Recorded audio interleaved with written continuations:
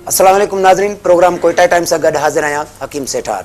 नाज़रीन, अॼु असांजे प्रोग्राम में असांजो मोज़ज़ महिमान आहे पाकिस्तान पीपल्स पार्टी जो मरकज़ी अॻुवाण ऐं अॻूणो मेंबर क़ौमी असेंबली मोहतरम आयतुल्ला दुरानी साहब। असीं कोशिशि कंदासीं त पंहिंजे अॼोके प्रोग्राम में मौजूदा जेका सियासी सूरत हाल आहे बलूचिस्तान में या जेका मुल्की सतह ते जेका सियासी सूरत हाल आहे या बलूचिस्तान में अमन अमान जे हवाले सां मजमूई तौर ते जेका सियासी सूरत हाल पूरे मुल्क जी आहे उन ते तफ़सील सां गुफ्तगू करे सघूं। अस्सलाम वालेकुम आयतुल्ला साहब।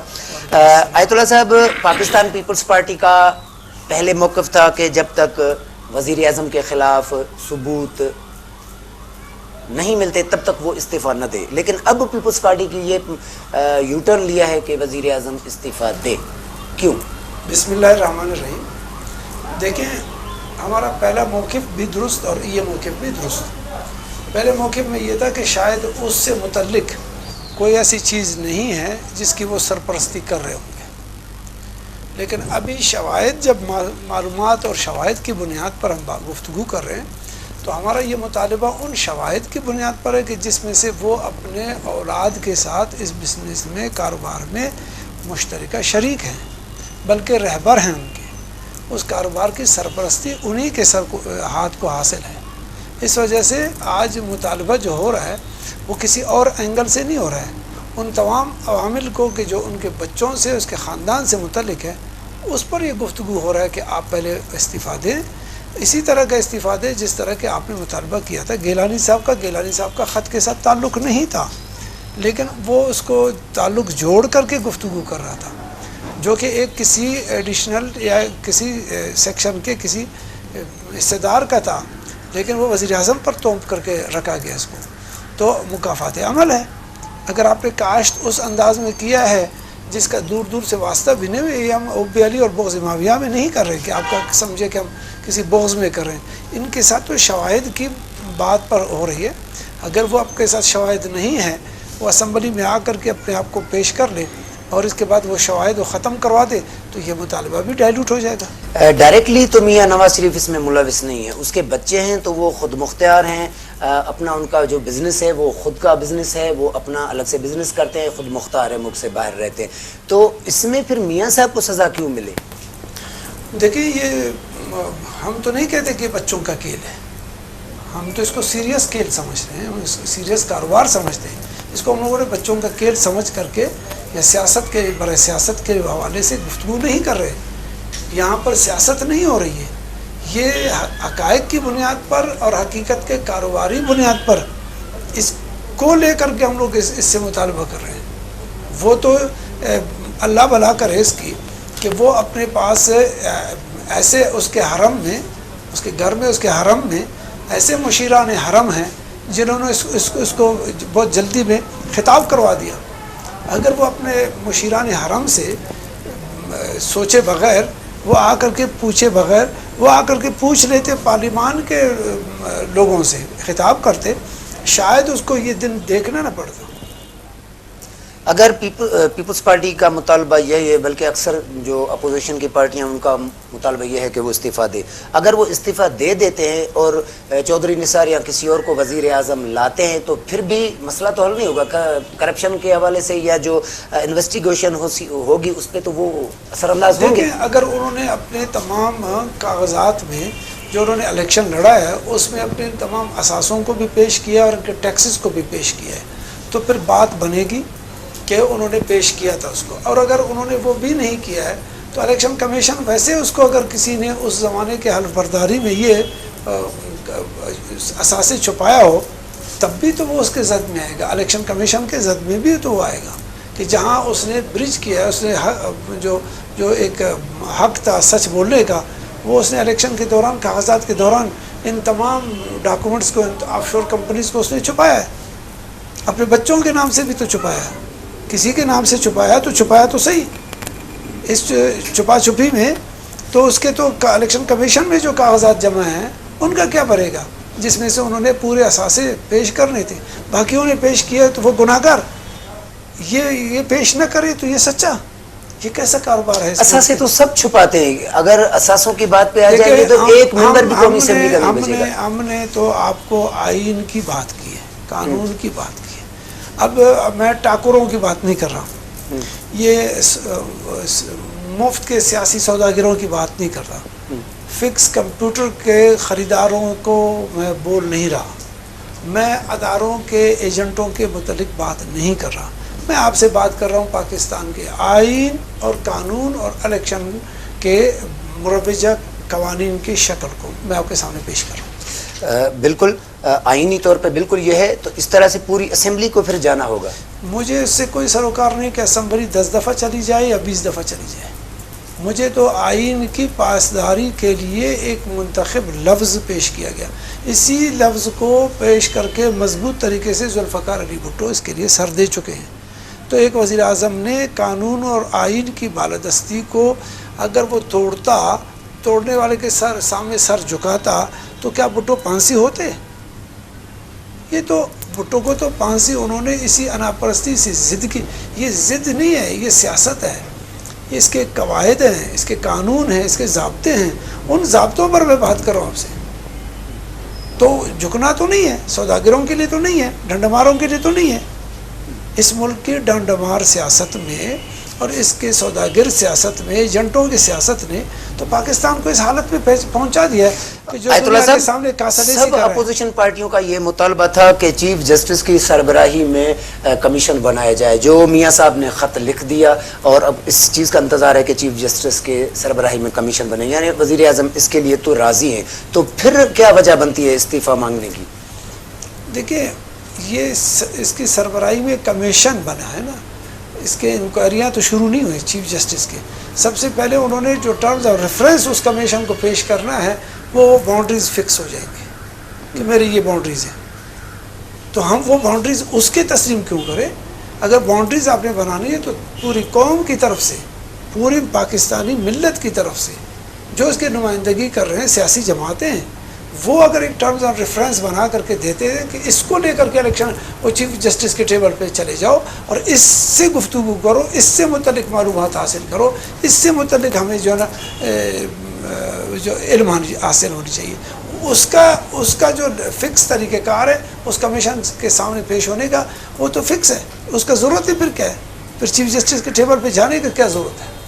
اگر میاں صاحب استعفیٰ نہیں دیتے تو پیپلز پارٹی کا کیا لائے عمل ہے کہ عمران خان کے پیچھے چلیں گی یا ان کا راستہ اپنے الگ ہوگا؟ دیکھیے، یہ ہم آگے پیچھے سے کوئی سوال آگے نہیں آ رہا ہے، یہ ہے بنیادی سوال کہ پھر پارلیمان کے سیاسی پارٹیاں اور قوم کے سیاسی پارٹیاں جو اویلیبل ہیں ملک میں، وہ پھر بیٹھ کر کے مشترکہ لائے عمل کریں گے، جس کو جب پیپلز پارٹی نے لیڈ کرنی ہو اور لیڈ کرنا چاہتا ہے تو پھر وہ لیڈ کرے گا اس کو، پھر اس میں ABCD کا نام نہیں آتا، تو تب پھر مشترکہ ایک قومی فارمولہ بنے گا جس کی دفاع کے لیے پھر پوری قوم کو سامنے آنا پڑے گا۔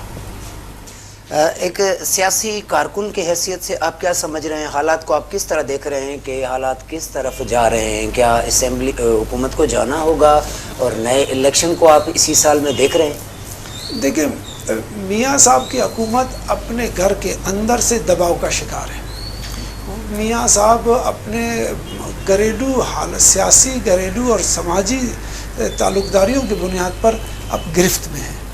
اس کے کچھ وجوہات اور بھی ہیں، لیکن اس وقت وہ وجوہات سے ہٹ کر کے اس کے اپنے سیاسی بحران اس کے اپنے اندر زیادہ ہے، اور وہ سیاسی بحران وہ حل کر نہیں پا سکے گا، اس لیے اس کو ایک ایسا راستے میں جس میں کہ پارلیمانی نظام حکومت میں اس کو اجازت ہو، آئین اور کے ذریعے سے اس کو پارلیمان کے اندر اپنے ایک اتار چڑھاؤ نظر آ رہا ہے۔ ملک میں جمہوریت ابھی بچپنا گزار رہی ہے، ابھی بچپنے میں ہے، اور اس ایسی صورتحال میں اگر جمہوریت چلی جاتی ہے، کسی اور قوتوں کو موقع مل جاتا ہے، تو پھر پیپلز پارٹی کی کیا سوچ ہوگی؟ کہ سیدھا آپ یہ بتا رہے ہیں کہ کوئی فوجی آ کے ماشاء اللہ لگا دے گا؟ اس طرح کے اقتصادی حالات میں نہ فوجی آئے گا اور نہ اس طرح کے بین الاقوامی تعلق داریوں کا جو اب دباؤ اس ملک کو بھی پیش ہونے والا ہے اور ہے، اس پر فوجی آگے نہیں آئے گا، کیونکہ ایسی چیز کو جب اندر ہم افراتفری میں نہیں ہے اس وقت ملک دباؤ کا شکار ہے سیاسی، تو سیاسی دباؤ کو سیاسی ہی دباؤ کے ذریعے سے، سیاسی نشستوں کے ذریعے سے حل کیا جائے گا، اس کا حل کسی صورت میں اور نہیں. ہاں البتہ پاکستانی افواج نے اپنے گزشتہ 3-4 بلکہ 6 سال کی کارکردگی کی بنیاد پر اور خصوصاً ان 3 سال کی کارکردگی کی بنیاد پر اپنے سر پر ایک سنہرا تاج لگا دیا ہے. ان کو آپ کہہ سکتے ہیں کہ ان کے اس باب کو جو یہ 3 سال گزر رہے ہیں اس میں ہم اس کو سنہری حروف سے لکھ سکتے ہیں کہ انہوں نے پروفیشنل طریقے سے اپنے علمی اور تجرباتی طریقے سے اس ملک کو اور پوری دنیا کو اس باور کر دیا, دکھایا بھی کہ ہم اس پروفیشن میں کامیاب سولجر ہیں. اور کامیاب سولجر کی نشانی کی حیثیت سے آج کا جو گروپ ہے فوج کا, وہ اس کو ہم سلام پیش کر سکتے ہیں کہ انہوں نے اپنے کارکردگی کو بہتر انداز میں ہم قوم کے سامنے بھی اور دنیا کے سامنے پیش کیا ہے. اور ان کے اس نتیجے سے ایک جو عالمی بحران جو اندر کچھ زیادہ دباؤ کر رہا تھا وہ تھوڑا سا منیمم ہو گیا ہے. ناظرین, آیت اللہ درانی اساں ساں گڏ आहे पर हिते वक़्तु थी वियो आहे नंढे वक़्फ़े जो. असां सां गॾु रहिजो.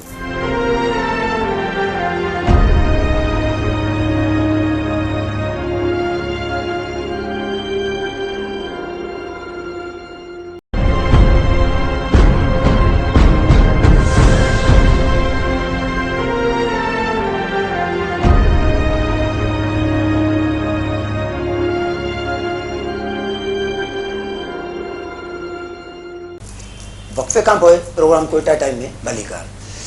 आयतुल्ला साहब, पाकिस्तान पीपल्स पार्टी अब सिंध तक महदूद हो गई है, पंजाब से ख़त्म तकरीबन, और बलूचिस्तान में भी आपने देखा कि ये जो मई के इलेक्शन हुए थे, एक सीट भी जो पीपल्स पार्टी 5 साल बलूचिस्तान में हुकूमत करती है और इलेक्शन में एक सीट भी नहीं हुई. वजह क्या है? वजह हम कंप्यूटर की ख़रीदारी में इस दफ़ा नहीं थे. पाकिस्तान की और जो किसी ज़माने में तीसरी दुनिया का कंसेप्ट था ख़त्म हो गया, टेंडर हो गया था. जो टेंडर में हमने शिरकत की तो सिंध का वाइट वाश हम लोगों ने ले लिया था. बाकी पाकिस्तान जो है ना दूसरों के किस्मत में आया था. फ़ौजियों ने KPK ले लिया और इस्टेब्लिशमेंट ने बलूचिस्तान ले लिया और नून लीग ने मरकज़ और सूबा पंजाब ले लिया. तो वो सियासी पार्टियों का इज्तिमा नहीं था, इलेक्शन नहीं था. वो टेंडर 2013 के इंतखाबात टेंडर पॉलिटिक्स था. तो टेंडर पॉलिटिक्स में, टेंडर की सियासत में हमसे इतना ही टेंडर भरा गया जितना अभी आप देख रहे हैं. जब अवामी सियासत की मतलब आपके पास क्या नहीं था? हाँ, हम उस टेंडर की पेमेंट की तरफ नहीं जा सके और नहीं गए, क्योंकि डॉक्टर आसिम जैसे लोग आपके पास साथ थे तो पैसों का मसला नहीं. मैं अभी तक डॉक्टर आसिम के पैसे जो है ना क्लियर होकर नहीं आए हैं. इस वजह से आपको इसमें टेंशन नहीं होनी चाहिए. जब वो आएंगे फिर हम टेंडर में उसको इस्तेमाल करेंगे. इसलिए अभी तक हम अपने पुराने डगर पे जा रहे थे.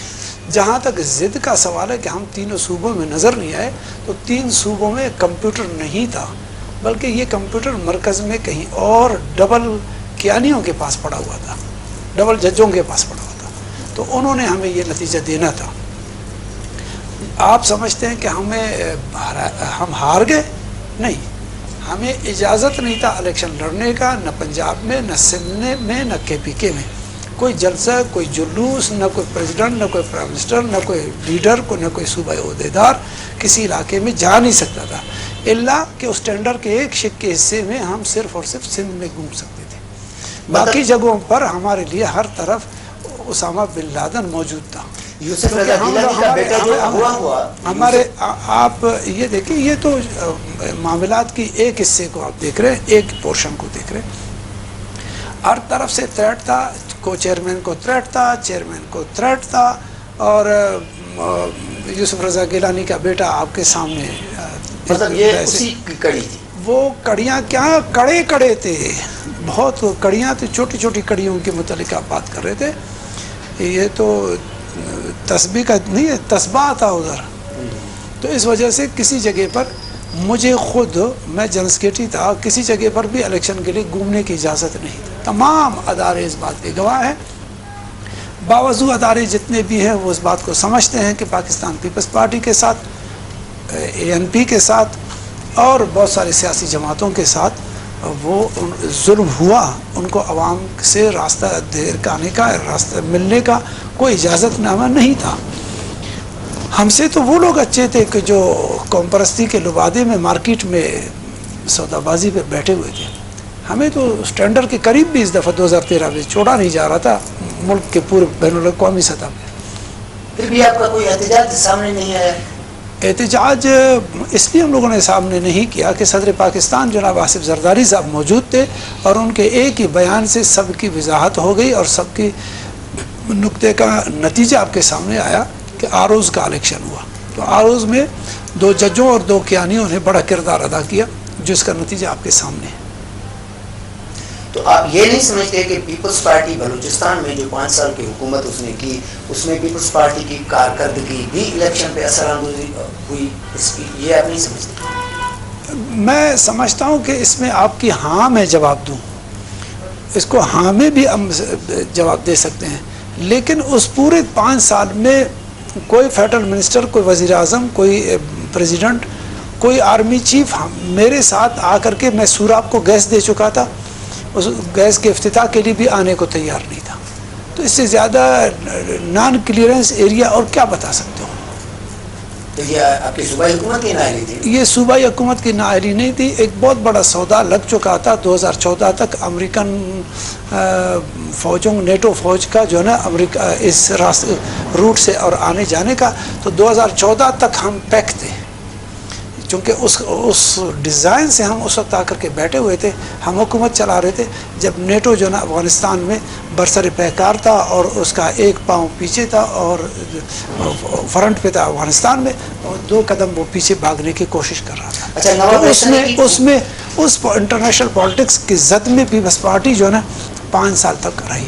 اس دباؤ کو آپ پیپلز پارٹی 5 سال تک بڑی مشکلوں سے گزارا، اور اس دباؤ میں فوج بھی دباؤ میں رہا، پیپلز پارٹی بھی دباؤ میں رہی، اور اس وقت کی حکومت بھی دباؤ میں رہی، جس کے بہت سارے اینگلز آپ دیکھ سکتے ہیں. یہ ریسرچ کے لوگوں کے لیے، یہ علمی اور تحقیق کے لوگوں کے لیے کہ وہ اس پر تحقیق کریں اور قوم کو مستقبل میں یا تاریخ کو مستقبل میں سچ اور حق کی بات بتا دیں. ہاں، کرپشن 5 سال میں ہوا ہے. ہمارے 5 سال میں بھی بلوچستان میں ببانگ دہل ایک افراتفری کا سما پیدا ہوا، جس کے اثرات پیپلز پارٹی کے سیاسی قد پر بھی پڑے. اس کے چینٹے بھی ہمارے اس پر پڑے ہیں، اس میں ہم انکار نہیں کر سکتے. پیپلز پارٹی کے ایک کارکن کی حیثیت سے آپ نواب اسلم ریحسانی کی حکومت سے کتنے مطمئن ہیں؟ دیکھیں، نواب اسلم ریحسانی صاحب کی حکومت جو ہے نا 5 سال تک وہ دوسروں کے ساتھ چلنے پر تھا.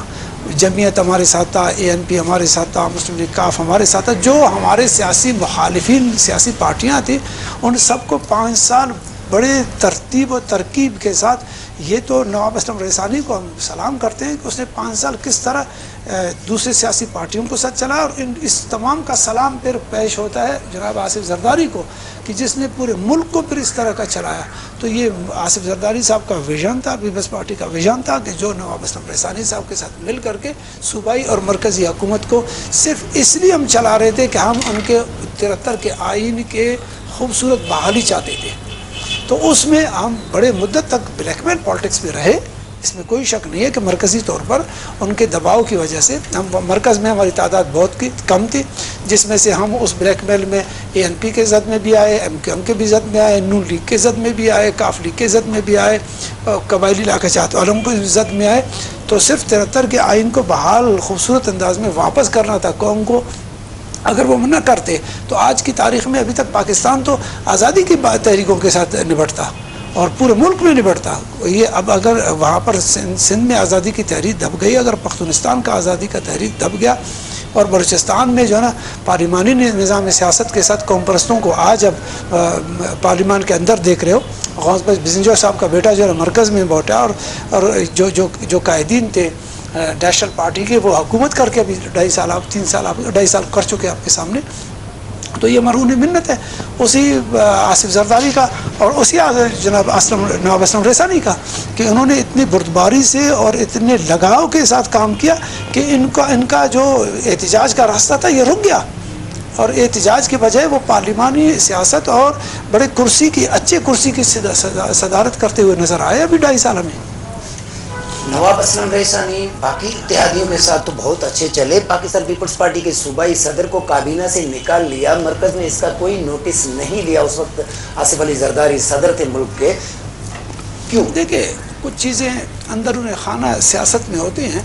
अगर नवाब असलम रईसानी वज़ीर आला थे, अगर उन्होंने कोई ऐसा कदम उठाया तो जो कि उठाया, तो फिर चेयरमैन और को चेयरमैन और प्रेसिडेंट बैठे हुए थे, शायद उन्होंने भी इसको सर यस का एक दिया था। अगर नहीं दिया था तो फिर ये क्वेश्चन ऊपर मार्क होता है, नीचे मार्क नहीं होता है।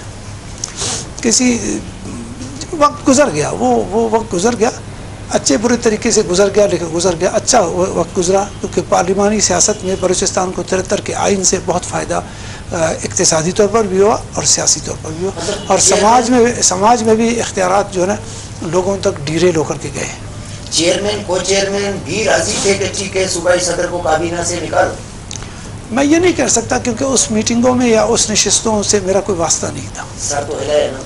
तो मैं इस बात को इस वजह से कहता हूँ कि हो सकता है कि यहाँ के इत्तेहादियों का दबाव कुछ ज़्यादा हो, और उसके लिए कुछ इस तरह किया जा सकता था कि एडजस्टमेंट की पॉलिसी थी, तो उस एडजस्टमेंट में हो सकता है उन्होंने फिर उसकी जगह पे एक के बजाय दो को और एडजस्ट किया। तो ये पॉलिटिकल एडजस्टमेंट होता है। सूबाई सदर के साथ अगर ज़्यादती हुई है, जो कि हुई सादिक उमरानी साहब के साथ, लेकिन वो वक्त का तकाजा था और उसने भी बर्दाश्त किया। वो पॉलिटिकल वर्कर है, उसने अपने आप को भी सर तस्लीम सियासी कामयाबियों के लिए उसने भी सर तस्लीम को कबूल किया।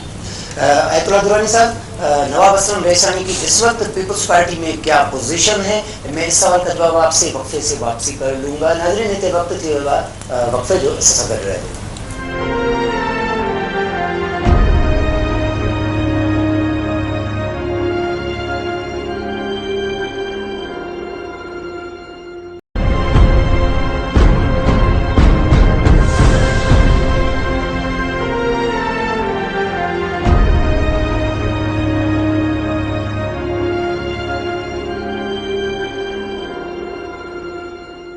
प्रोग्राम कोयटा टाइम में एक दफ़ा डियर बलीकर।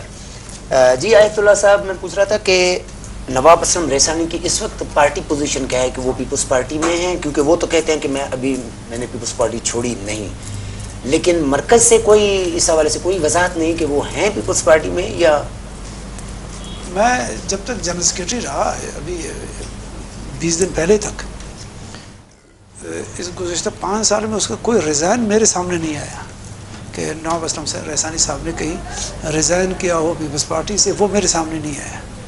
लेकिन उसको निकाला गया था। वो निकालना, किसी ने निकाला तो नहीं था उसको।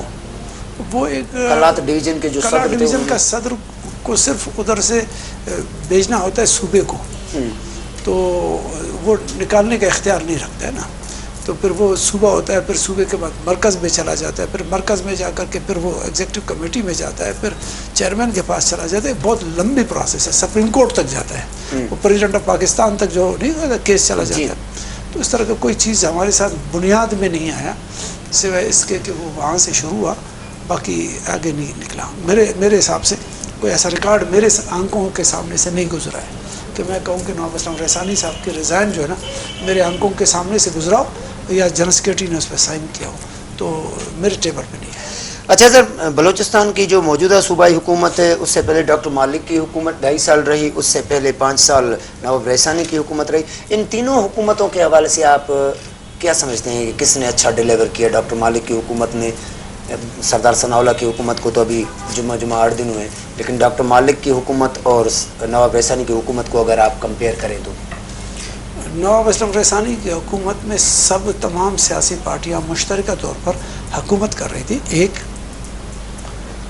दूसरी बात यह कि उस हुकूमत में जो हमारे साथ चला उसमें आइन साजी ज़्यादा हुई, कानून साजी हुआ, बलूचिस्तान के हकूक़ बलूचिस्तान के लोगों को मिले, तो वो क्रेडिट तो जाता है नवाब असलम रईसानी की हुकूमत को, जो उस पीपल्स पार्टी के दौर ने 5 साल। लेकिन अमन अमान की तो धज्जियाँ उड़ाई गई। अब मैं उस अमन अमान को अक़वाम मुत्तहिदा से रिलेट करूँ तो आप नाराज़ तो नहीं होंगे? हम क्यों नाराज़ होंगे? हाँ, अक़वाम मुत्तहिदा का शेड्यूल था कि वो अफ़गानिस्तान के मामलात को इधर ईरान को दबाव में रखने के लिए और उधर जो है ना चीन को दबाव में रखने के लिए आगे पीछे के बहुत सारे मामलात को इंटरनेशनल फोर्सेस यहीं पर इसी गर्दाब में گم رہے تھے. تو وہ انٹرنیشنل جو اقوام متحدہ کا جو بلیک ہول ایریا تھا وہ بلوچستان اور KPK اور پاکستان اور افغانستان تھا. اسی جگہ میں یہ بلیک ہول اپنے پاور کو دکھا رہا تھا اور وہ اپنے پوزیشن میں تمام جو ادھر کے ستارے تھے، پولیٹیکل ستارے تھے یا حکومتیں تھیں یا مملکتیں تھیں، وہ اس کے گرداب میں پس چکے تھے. اور اس میں قربانی کے بکرے بنائے گئے ہزارہ برادری کو. وہ سبجیکٹ بالکل مختلف ہے. وہ سبجیکٹ تو کوئی بھی ہو سکتا ہے. کیا جنرلز گئے نہیں؟ کیا مسجدیں نہیں گئی؟ صرف ایک برادری کا تو افسوس ہے کہ ہزارہ برادری کے ساتھ ہوا، لیکن آپ نے نہیں دیکھا ہزاروں کی تعداد میں بلوچ گئے، لاکھوں کی تعداد میں پشتون مارے گئے. کیا کراچی میں کوئی کم سے کم کی بنیاد پر ہوا؟ جو ڈیلی ہو رہا تھا کراچی میں، کیا سندھی کم چلے گئے؟ کیا اردو اسپیکنگ والے، کیا کراچی کے لوگ انسان نہیں تھے؟ کیا پورا ملک میں جو مسجدیں اور بازار اور پشاور اور جرنلز اور فوجی جرنلز اور کوئی ایئرپورٹس آپ کے، اور آپ نے GHQ پر حملہ ہوا، پھر اس سے زیادہ بڑھ کے جب یہ افراتفری تھا تو اس زمانے کو پھر آپ ایک ایریا کے لیے اور کچھ مخصوص لوگوں کے لیے فکس نہیں کر سکتے. اور وہ ایک انٹرنیشنل سبجیکٹ تھا جس نے پاکستان کے اوپر سے لے کے نیچے تک کے ہر پوائنٹ کو اپنے زد میں رکھا، اور وہ بلیک ہول میں سب کو ڈالنا چاہ رہے تھے. یہ تو اللہ کی ایک قدرت ہے کہ، اور میں پھر بھی کہتا ہوں کہ سیاستدانوں نے، پارلیمان نے اور تمام سیاسی پارٹیوں نے اور تمام اداروں نے اور فوج نے مل کر کے، ایجنسیوں نے مل کر کے، ہزاروں کی تعداد میں آپ کے ایجنسی کے لوگ جو نا وہ شہید ہو گئے. اس میں قربانیاں دی گئی ہیں. میں تو لاکھ سے کم دیکھ نہیں رہا، ٹھیک ہے. تو فوجیوں کے نقصانات بہت زیادہ ہو گئے. تو یہ بہت بڑا ایک گرداب تھا. اس بلیک ہول سے ہم ایک خوبصورت وائٹ ہول میں، اور جو میں نے ابھی آپ کو کہا کہ ایجنسی جو سنہری حروف سے میں نے کیوں کہا کہ فوج کا نام لکھا جائے گا، کہ اس نے بھی قوم کے ساتھ دیا اور قوم نے بھی فوج کا ساتھ دیا.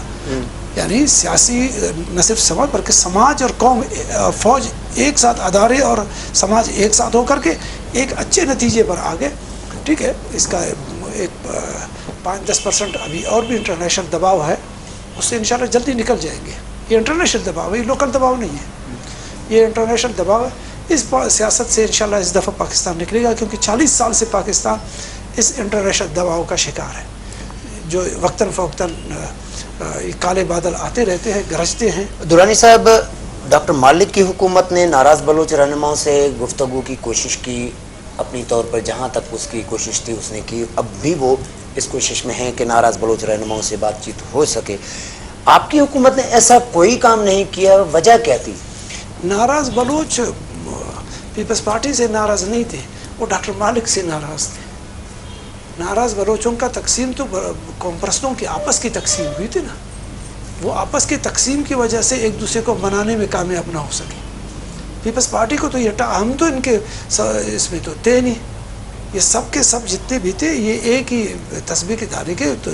جب آپ کی حکومت تھی 5 سال تو ہماری حکومت میں 5 سال میں جمعیت تھا.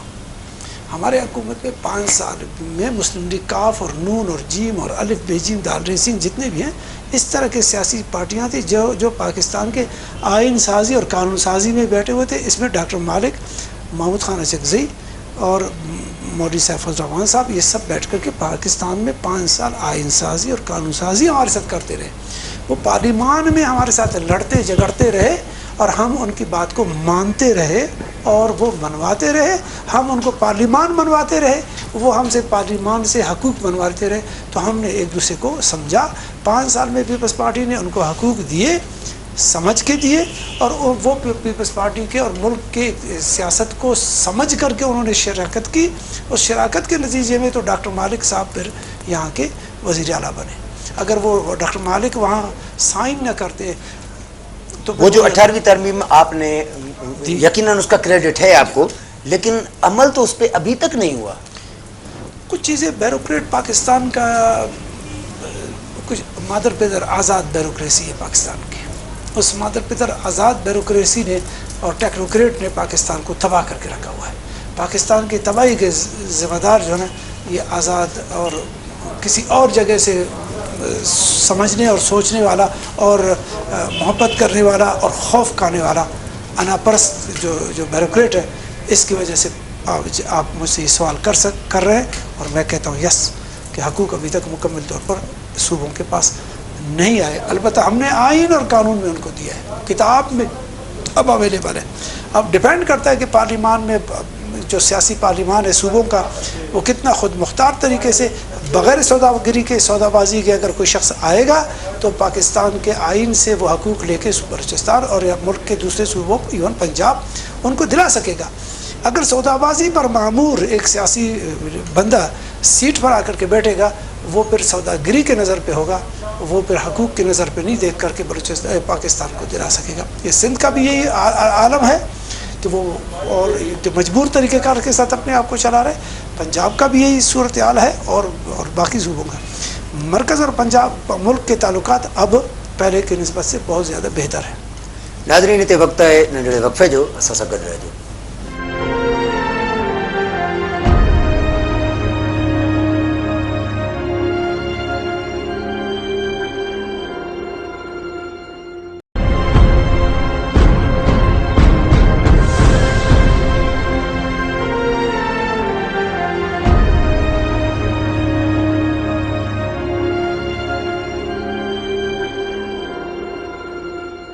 وقفے کا پروگرام کوئٹہ ٹائم میں ایک دفعہ بیر بلی کان. آیت اللہ صاحب, گوادر کاشگر راہداری منصوبہ بہت بڑا منصوبہ ہے. بلوچستان سمیت پورے ملک میں ایک خوشحالی کا دور آئے گا. بلوچستان کی جو کمپرس پارٹیاں ہیں ان کا یہ کہنا ہے کہ اس منصوبے سے بلوچستان کی جو مقامی لوگ ہیں وہ بہرحال اقلیت میں تبدیل ہو جائیں گے اور اس حوالے سے گوادر کا جو اختیار ہے وہ صوبوں کو دیا جائے. اس لفظ میں کوئی شک نہیں ہے, اس مطالبے میں کوئی شک نہیں ہے, یہ پک ہے, اسی طرح ہوگا اور ایسی حالت میں تو یہ اسی طرح ہوگا.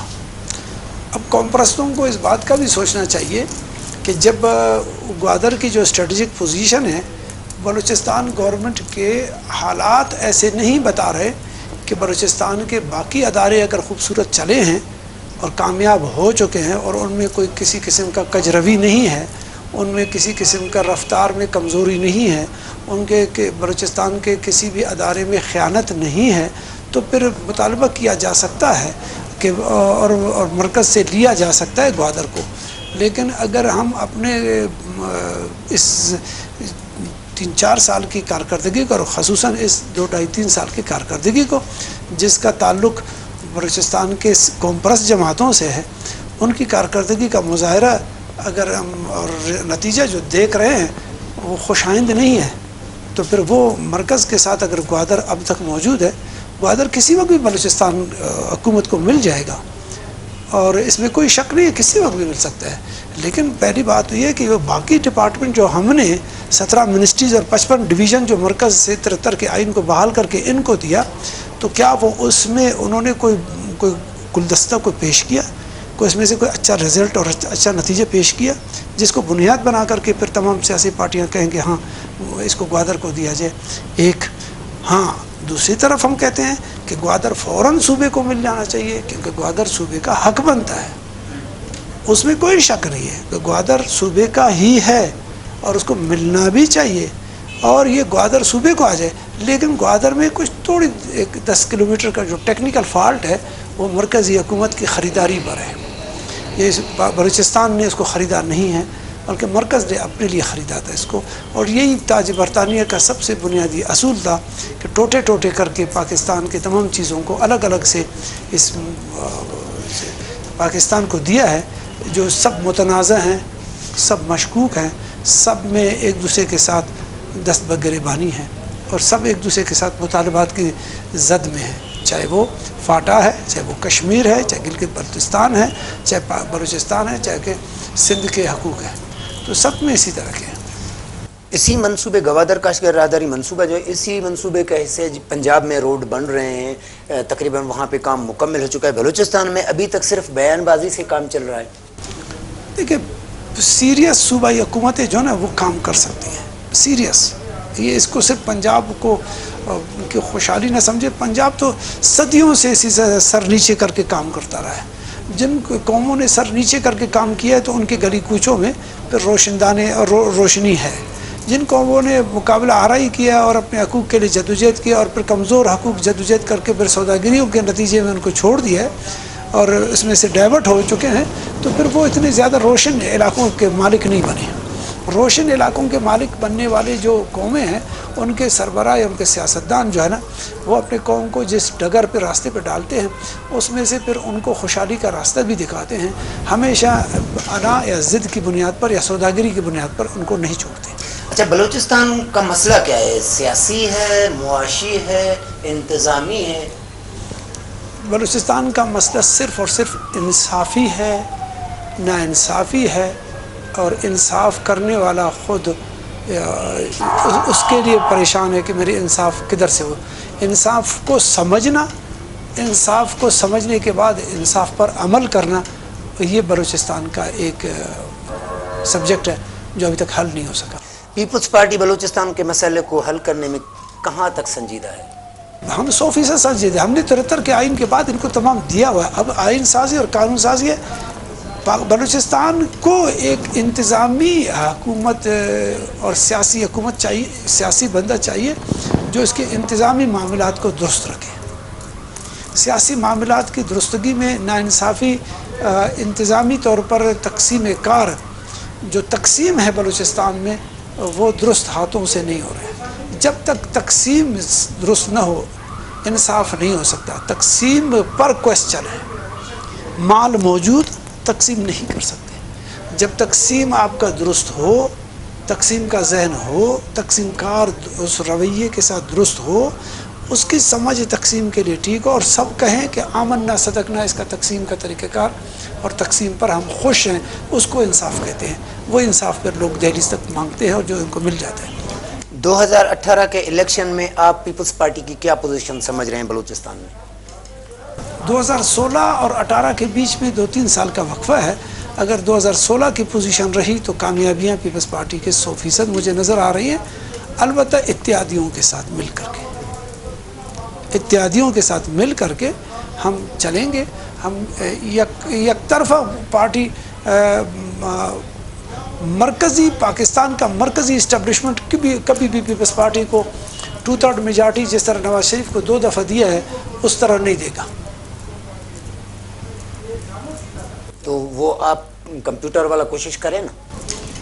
کمپیوٹر والی کوشش میں پھر وہی ہے کہ ہمیں بہت ساری چیزوں کے سوداگریوں سے اپنے آپ کو جھکانا پڑے گا، تو اس وجہ سے ہم اس میں دیکھ رہے ہیں۔ پیپلز پارٹی اگر بلوچستان میں 2018 کے انتخابات جیتتی ہے تو ان کے لیے بلوچستان کا مسئلہ کیسے، وہ بلوچستان کے مسئلے کو کیسے حل کریں گے؟